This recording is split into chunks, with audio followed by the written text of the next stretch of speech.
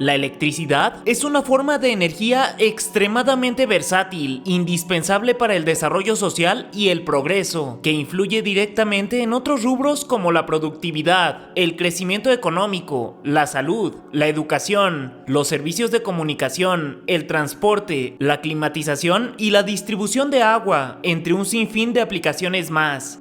Créase o no, una vez esta importante fuente de bienestar estuvo en manos de empresas privadas y su nacionalización hace más de 60 años es recordada como uno de los logros más importantes del México posrevolucionario, solo después de la expropiación petrolera. El día de hoy veremos qué pasó en aquella ocasión y para evitar controversias, cualquier parecido con la actualidad es una mera coincidencia. La electricidad llegó a México a través de la fábrica de hilados y tejidos La Americana, en la ciudad de León, Guanajuato, que era alimentada por una pequeña planta termoeléctrica. Al poco tiempo, otras importantes fábricas y minas también adoptaron este tipo de energía, cuyos excedentes eran vendidos al gobierno mexicano para el escaso alumbrado público de la época. En el Porfiriato se entregaron a diestra y siniestra grandes concesiones a empresas eléctricas privadas por 50 años, en otros casos por 97 años y en algunos más para siempre, de tal forma que para 1911 ya había 199 empresas de electricidad distintas por todo el país, casi todas destinadas a alimentar talleres textiles. En 1902 se creó en Canadá la Mexican Light and Power Company, que a la larga se convirtió en un gigantesco monopolio que quebró el resto de compañías eléctricas más pequeñas.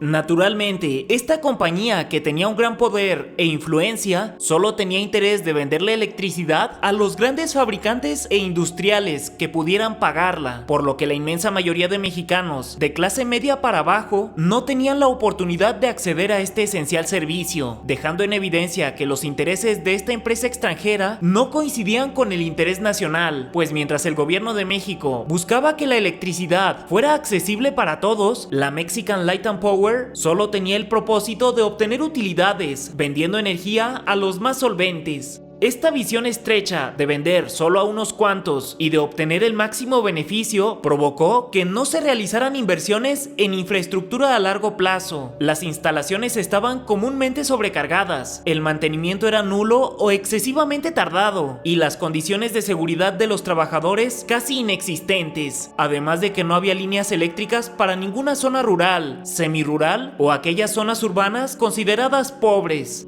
Con estas duras condiciones monopólicas empezó una lucha entre el Estado y las empresas eléctricas privadas, que se vieron suspendidas por la Revolución Mexicana.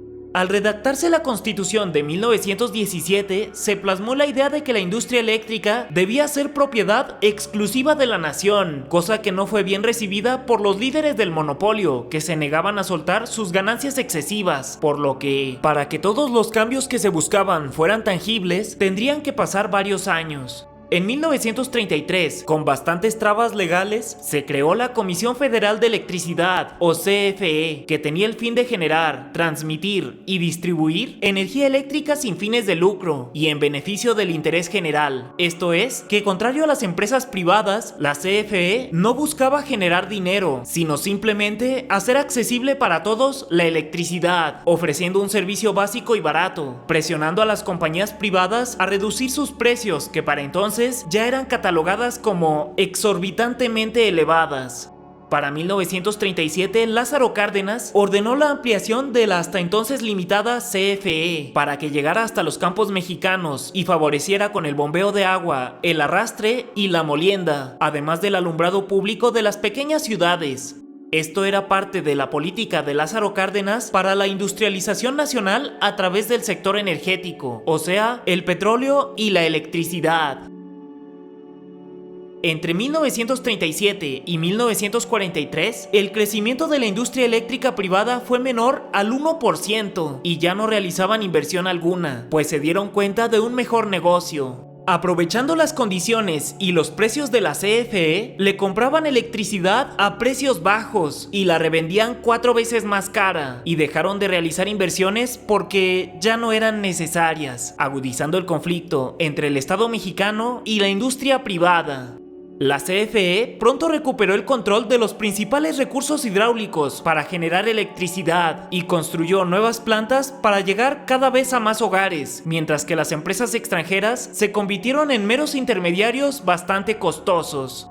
Un ejemplo es la Mexican Light, que le compraba a la CFE el kilowatt hora a 40 centavos y lo revendía a $1.62. Años después, los privados operaban con deficiencias por su falta de inversión y los constantes problemas laborales que enfrentaban, por lo que en 1960 el gobierno mexicano decidió comprar todas las acciones de estas empresas extranjeras, absorberlas en la CFE y restaurarlas. Por esos días se estaban llevando a cabo grandes expropiaciones de empresas en Cuba, sin pago alguno, y los privados empezaron a temer que sucediera algo similar en México, producto también de una campaña de desinformación. Afortunadamente, el gobierno mexicano sí llegó a un acuerdo con los privados y pagó por completo los 650 millones de pesos que se pidieron, mexicanizando la industria, lo cual también resultó ser un buen negocio. Con esos 650 millones de pesos se adquirieron 19 plantas generadoras, 16 plantas hidráulicas y 3 térmicas, cientos de líneas de transmisión y distribución, 2 subestaciones transformadoras, 38 subestaciones receptoras de bancos de transformadores, 11,000 transformadores de distribución y 6,800 kilómetros de líneas de baja tensión, que en su conjunto fueron valuadas en 3,375 millones de pesos. El 1 de septiembre de 1960, el entonces presidente López Mateos anunció una reforma constitucional con el fin de que nunca más se entregaran concesiones a particulares para prestar el servicio eléctrico. Y el 27 de septiembre de ese año, López Mateos comparó la nacionalización de la industria eléctrica con la expropiación petrolera efectuada por el general Lázaro Cárdenas, comunicando a toda la nación: ni un solo paso atrás. Fue la consigna de don Lázaro Cárdenas del Río al nacionalizar nuestro petróleo. Hoy le tocó, por fortuna, a la energía eléctrica. Pueblo de México, los dispenso de toda obediencia a sus futuros gobernantes que pretendan entregar nuestros recursos energéticos a intereses ajenos a la nación que conformamos. El triunfo duraría poco. Para 1992, Carlos Salinas, sin reformar la Constitución, consiguió la apertura de la industria eléctrica para los particulares, mediante algunos cambios a la ley y al reglamento del servicio público eléctrico. Así, se integraron figuras ambiguas, pero legales, como productor independiente, autoabastecedor, cogenerador o importador-exportador, que crecerían exponencialmente en su capacidad y producción. Este movimiento discreto fue considerado una reprivatización silenciosa, redirigiendo los recursos eléctricos sigilosamente a las manos de particulares, tanto mexicanos como extranjeros. En 2014, con la reforma energética, se permitió que las empresas privadas, una vez más, prestaran el servicio eléctrico, cosa que se quiere revertir en la actualidad. ¿Qué piensas al respecto? ¿Estás de acuerdo con que el servicio eléctrico sea exclusivo del Estado o debe abrirse a los particulares? Y en caso de que se permita, ¿se repetirá una vez más la historia del siglo pasado? ¿O esta vez sería diferente?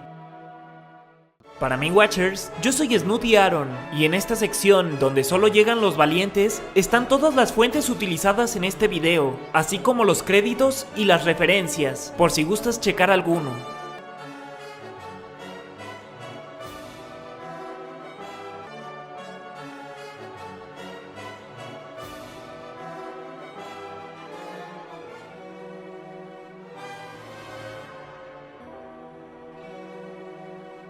Hasta la próxima.